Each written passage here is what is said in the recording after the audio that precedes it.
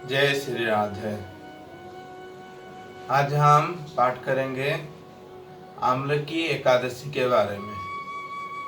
आम्लकी एकादशी जो कि फाल्गुन मास के शुक्ल पक्ष में आता है। तो इस बार 14 मार्च 2022 को आया है और सोमवार का दिन है। तो फाल्गुन मास शुक्ल पक्ष की जो आम्लकी एकादशी है उसका महात्म्य और कथा हम अभी सुनेंगे। युधिष्ठिर जी ने कहा, जब युधिष्ठिर जी राजस्व यज्ञ करा रहे थे तब युधिष्ठिर जी ने भगवान श्री कृष्ण को पूछा जे कौन सा व्रत करना चाहिए। तो भगवान श्री कृष्ण ने खुद ही बताया जे एकादशी का व्रत करने के लिए। तो युधिष्ठिर जी पूछ रहे हैं और एक एक करके हर महीने में 2 एकादशी आता है, 26 एकादशी होता है साल भर में।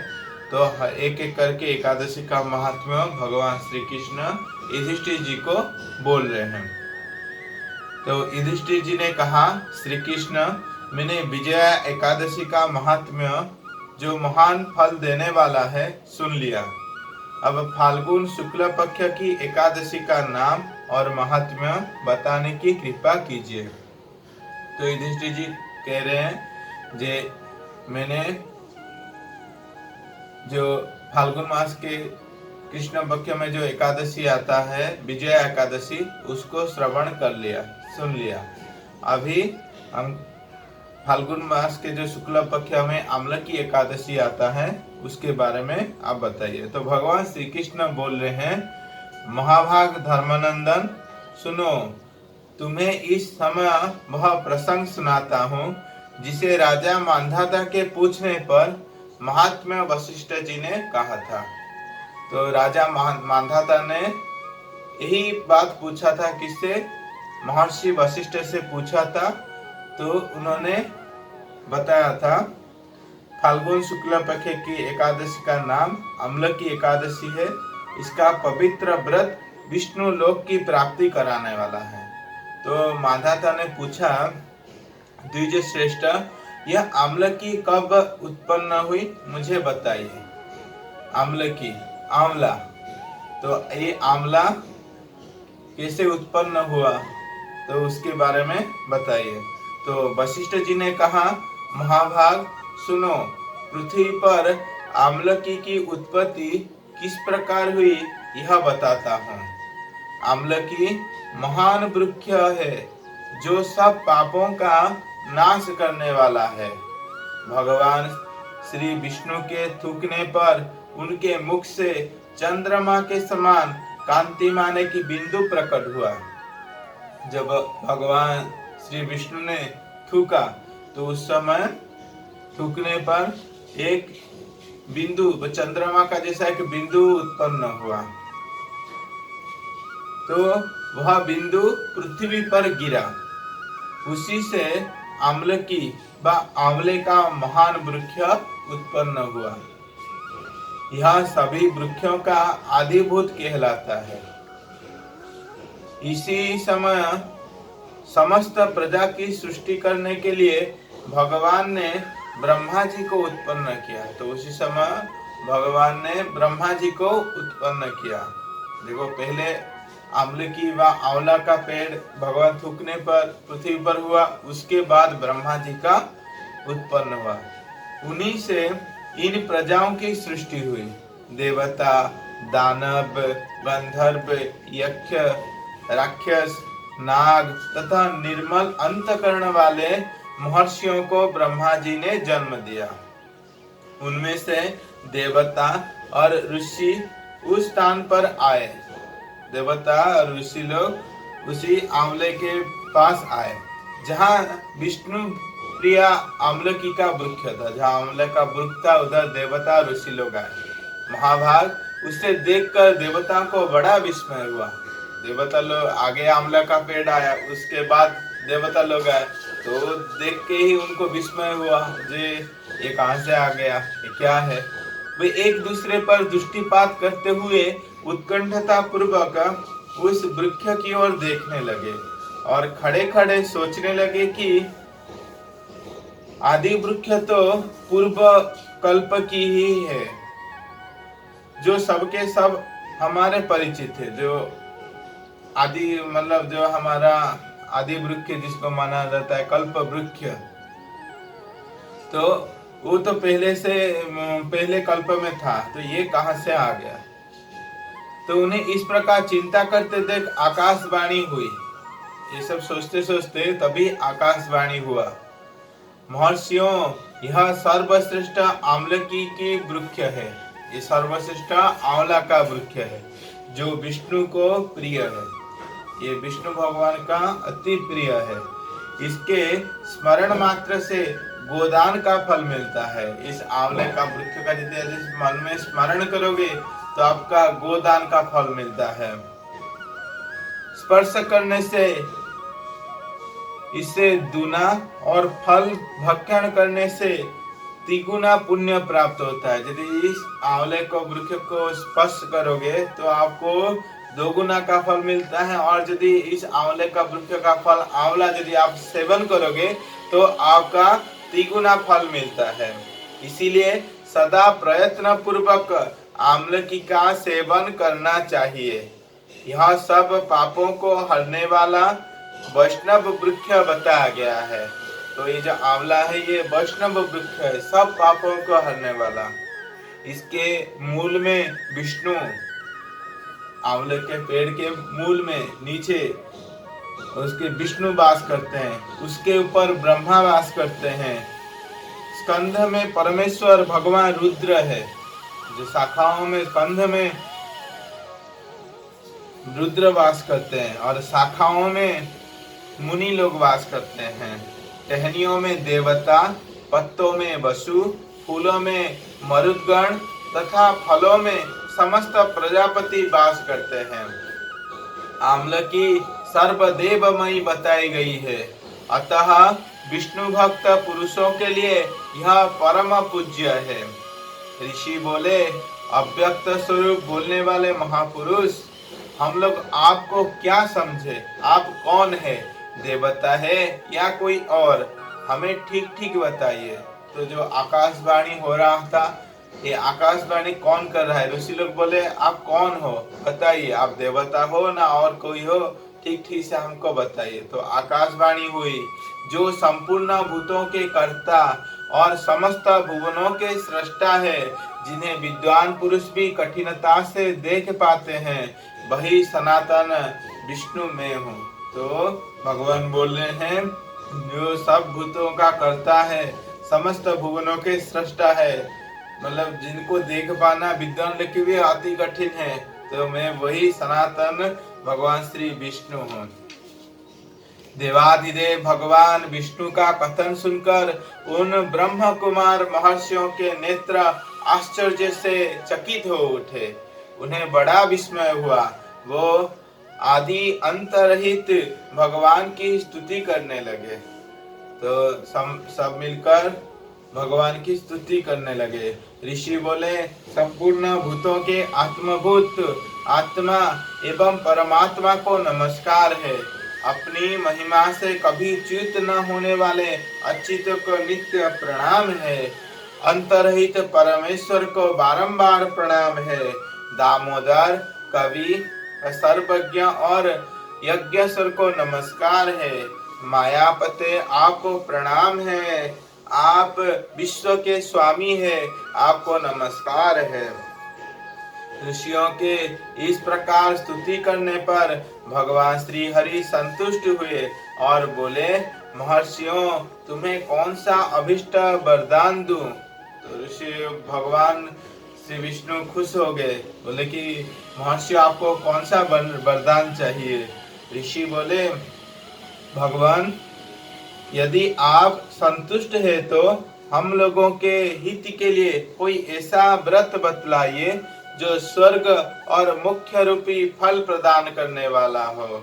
श्री विष्णु बोले, महर्षियों, फाल्गुन शुक्ल पक्ष में यदि पुष्य नक्षत्र से युक्त द्वादशी हो तो वह महान पुण्य देने वाली और बड़े बड़े पातकों को नाश करने वाली होती है।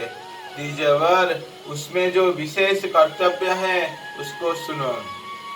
आम्ल की एकादशी में आंवले के वृक्ष के पास जाकर वह रात्रि में जागरण करना चाहिए।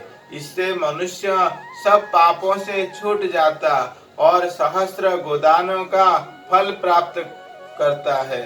विप्रगण, यह व्रतों में उत्तम व्रत है जिसे मैंने तुम लोगों को बताया है।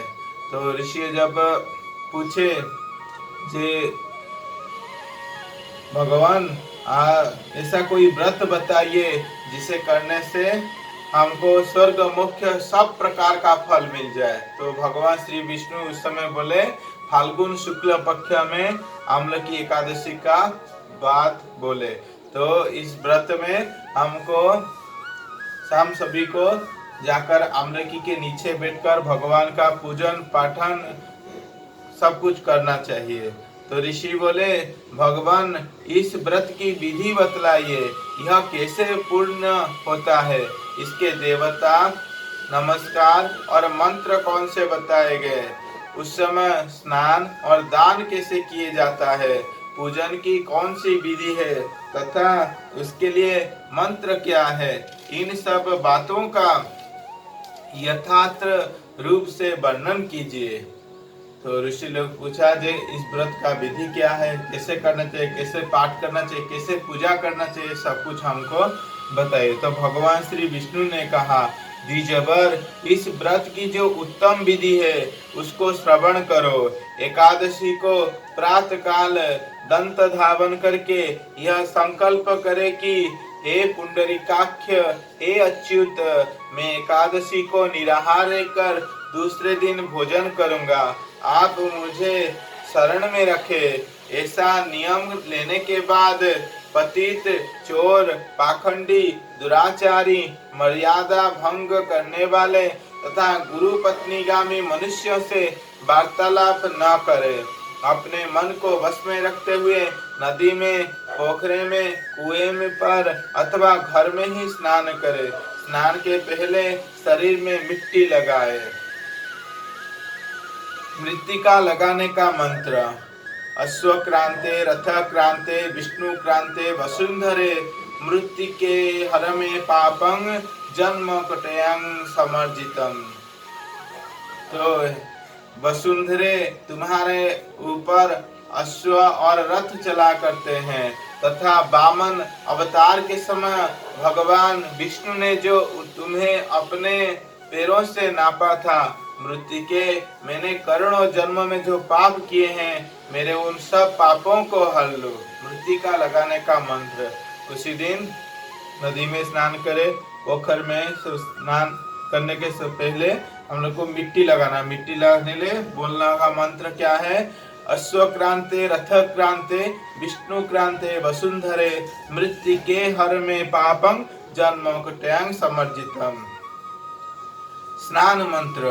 त्वं माता सर्वभूतानां जीवनं तत्तु रक्षकं, स्वेदा ज्योतिर्जयतीतां रसानां पतये नमः। स्नातो अहं सर्वतीर्थेषु हृदय प्रश्न वनेषु च नदीषु देवखातेषु इति स्नानं तु मे भवेत्। जल की अधिष्ठात्री देवी मातः, तुम संपूर्ण भूतों के लिए जीवन हो। वही जीवन जो स्वेदेज और उद्भिज जाति के जीवों का भी रक्षक है। तुम रसों की स्वामिनी हो, तुम्हें नमस्कार है। आज मैं संपूर्ण तीर्थों, कुंडों, झरनों, नदियों और देव संबंधी सरोवर में स्नान कर चुका। मेरा यह स्नान उक्त सभी स्नानों का फल देने वाला हो। विद्वान पुरुषों को चाहिए कि वह परशुराम जी की सोने की प्रतिमा बनवाए। प्रतिमा अपनी शक्ति और धन के अनुसार 1 या आधे मास सुवर्ण की होने चाहिए। स्नान के पश्चात घर आकर पूजा और हवन करे। इसके बाद सब प्रकार की सामग्री लेकर आंवले के वृक्ष के पास जाए। वहां वृक्ष के चारों ओर की जमीन झाड़ बुहार लीप पोत कर शुद्ध करे। शुद्ध की हुई भूमि में मंत्र पाठ पूर्वक जल से भरे हुए नवीन कलश की स्थापना करे। कलश में पंचरत्न और दिव्य गंध आदि छोड़ दे। श्वेत चंदन से उनको चर्चित करे। कंठ में फूल की माला पहनाए। सब प्रकार के धूप की सुगंध फैलाए। जलते हुए दीपकों की श्रेणी मजा कर रखे। तात्पर्य यह कि सब ओर से सुंदर एवं मनोहर दृश्य उपस्थित करे। मतलब भगवान बोलने चाह रहे हैं जे आंवले की वृक्ष के नीचे झाड़ बुहार कर सफाई करके उधर लेपा पोछा सब करके उधर कलश स्थापना करके कलश में माला धूप दीप चंदन सब देकर मतलब सब तरह से मनोहर दृश्य उपस्थित करे। पूजा के लिए नवीन छाता जूता और वस्त्र भी मंगा कर रखे। कलश के ऊपर एक पात्र रखकर उसे दिव्य खिलों से भर दे। फिर उसके ऊपर सुवर्णमय परशुराम जी की स्थापना करे। विश्वकाय नमः कहकर उनके चरणों की, विश्वरूपिणे नमः से दोनों घुटनों की, उग्राय नमः से जांघों की, दामोदराय नमः से कटी भाग की, पद्मनाभाय नमः से उदर की, श्रीवत्सधारिणे नमः से वक्षस्थल की, चक्रिणे नमः से बाईं बाह की, गदीने नमः से दाहिने बाह की, वैकुंठाय नमः से कंठ की, यज्ञ मुखाय नमः से मुख की, विशोक निधय नमः से नासिका की, वासुदेवाय नमः से नेत्रों की, वामनाय नमः से ललाट की, सर्वात्मने नमः से संपूर्ण अंगों तथा मस्तक की पूजा करे। यही पूजा के मंत्र है।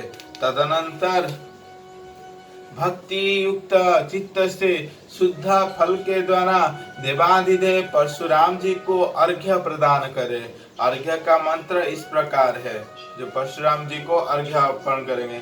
नमस्ते देव देवेश जामदग्न नमस्तुते गृहाणार्ध्यमिमं दत्तमामलक्यायतं हरे। देव देवेस्तर जमदग्नि नंदन श्री विष्णु स्वरूप परशुराम जी आपको नमस्कार है। आंवले के फल के साथ दिया हुआ मेरा यह अर्घ्य ग्रहण कीजिए।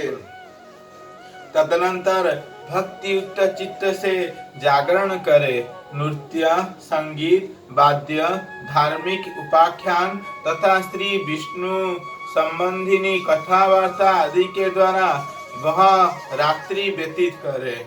उसके बाद भगवान विष्णु के नाम ले लेकर आंवले की वृक्ष की परिक्रमा 108 या 28 बार करे। फिर सवेरा होने पर श्री हरि की आरती करे। ब्रह्मा जी की पूजा करके ब्राह्मण की पूजा करके वहाँ की सब सामग्री उसे निवेदन कर दे। परशुराम जी का कलश 2 वस्त्र जूता आदि सभी वस्तुएं दान कर दे और यह भावना करे कि परशुराम जी के स्वरूप में भगवान श्री विष्णु मुझ पर प्रसन्न हो। तत्पश्चात आमलकी का स्पर्श करके उसकी प्रदक्षिणा करे और स्नान करने के बाद विधि पूर्वक ब्राह्मण को भोजन कराए। तदनंतर कुटुंबियों के साथ बैठकर स्वयं भी भोजन करे। ऐसा करने से जो पुण्य होता है वह सब बतलाता हूँ सुनो। संपूर्ण तीर्थों के सेवन से जो पुण्य प्राप्त होता है तथा सब प्रकार के दान देने से जो फल मिलता है वह सब उपयुक्त विधि के पालन से सुलभ होता है। समस्त यज्ञों की अपेक्षा भी अधिक फल मिलता है, इसमें तनिक भी संदेह नहीं है। यह व्रत सब व्रतों में उत्तम है, जिसका मैंने तुमसे पूरा वर्णन किया। वशिष्ठ जी कहते हैं, महाराज, इतना कहकर देवेश्वर भगवान विष्णु वहीं अंतर्ध्यान हो गए। तत्पश्चात उन समस्त महर्षियों ने उक्त व्रत का पूर्ण रूप से पालन किया। नृपश्रेष्ठ, इसी प्रकार तुम्हें भी इस व्रत का अनुष्ठान करना चाहिए। भगवान श्री कृष्ण कहते हैं, युधिष्ठिर, यह दुर्घर्ष व्रत मनुष्य को सब पापों से मुक्त करने वाला है। बोलो एकादशी मैया की जय, राधा रानी की जय, राधे कृष्ण की जय, युधिष्ठिर महाराज की जय, राजा मांधाता की जय, वशिष्ठ जी की जय, भगवान श्री कृष्ण की जय। जय जय श्री राधे श्याम।